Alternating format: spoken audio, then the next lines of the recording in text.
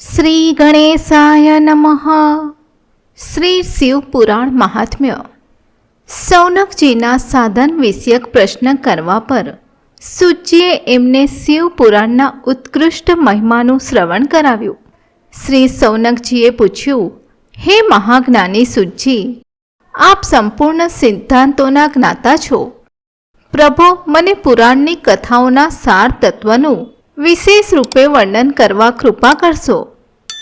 જ્ઞાન અને વૈરાગ્ય સહિત ભક્તિથી પ્રાપ્ત થનાર વિવેકની વૃદ્ધિ કેવી રીતે થાય છે અને સાધુ પુરુષ કેવી રીતે પોતાના કામ, ક્રોધ વગેરે માનસિક વિકારોનું નિવારણ કરે છે. આ ઘોર કળિયુગમાં જીવ ઘણું કરીને આસુરી સ્વભાવના થઈ ગયા છે. એ જીવ સમુદાયને શુદ્ધ એટલે કે દૈવી સંપત્તિથી યુક્ત કરાવવા માટે સર્વશ્રેષ્ઠ ઉપાય કયો છે? મને એવું કોઈ શાશ્વત સાધન બતાવો જે કલ્યાણકારી વસ્તુઓમાં પણ ઉત્કૃષ્ટ અને પરમ મંગલકારી હોય, પવિત્ર કરનારા ઉપાયોમાં પણ સર્વોત્તમ પવિત્રકારક ઉપાય હોય.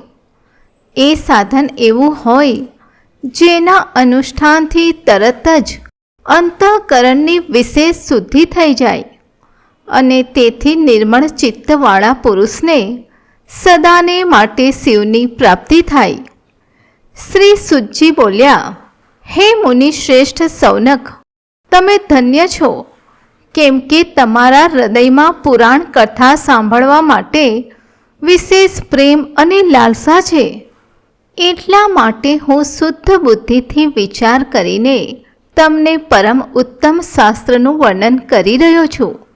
વત્સ, તે સંપૂર્ણ શાસ્ત્રોના સિદ્ધાંતથી સંપન્ન, ભક્તિ વગેરેને વધારનારું અને ભગવાન શિવને સંતોષ પમાડનારું છે. કાન માટે રસાયણ, અમૃત સ્વરૂપ અને દિવ્ય છે. તમે એનું શ્રવણ કરો. હે મુને, તે પરમ ઉત્તમ શાસ્ત્ર છે શિવ પુરાણ, જેનું પહેલાં પૂર્વકાળમાં ભગવાન શિવે જ પ્રવચન કર્યું હતું. આ કાલરૂપી શાપથી પ્રાપ્ત થનાર મહાન ત્રાસનો વિનાશ કરનારું ઉત્તમ સાધન છે. ગુરુદેવ વ્યાસે સનતકુમાર મુનિનો આદેશ મેળવીને સંક્ષેપમાં આ પુરાણનું પ્રતિપાદન કર્યું છે. આ પુરાણની રચના પાછળ હેતુ એ છે કે કળિયુગમાં પેદા થનારા મનુષ્યોના પરમ હિતનું આ સાધન છે. આ શિવ પુરાણ પરમ ઉત્તમ શાસ્ત્ર છે.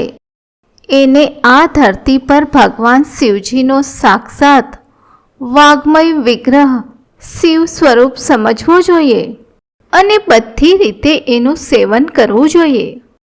આનું પઠન અને શ્રવણ સર્વ સાધનરૂપ છે.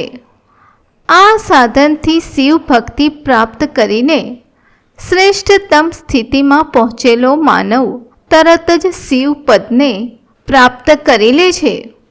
એટલા માટે જ સંપૂર્ણ પ્રયત્ન કરીને માનવોએ આ શિવ પુરાણ વાંચવા, સાંભળવાની ઈચ્છા કરી છે અથવા આ પુરાણના અધ્યયનને અભિષ્ટ ઈચ્છિત સાધન માન્યું છે.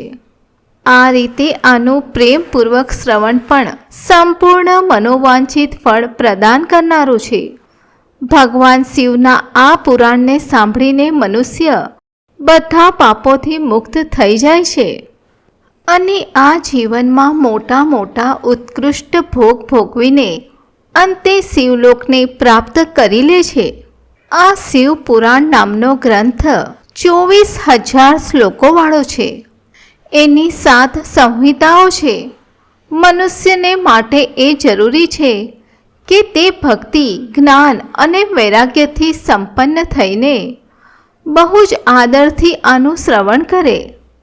7 સંહિતાઓથી યુક્ત આ દિવ્ય શિવ પુરાણ પરબ્રહ્મ પરમાત્માની જેમ જ બિરાજમાન છે અને સર્વથી ઉત્કૃષ્ટ ગતિ પ્રદાન કરવાવાળું છે.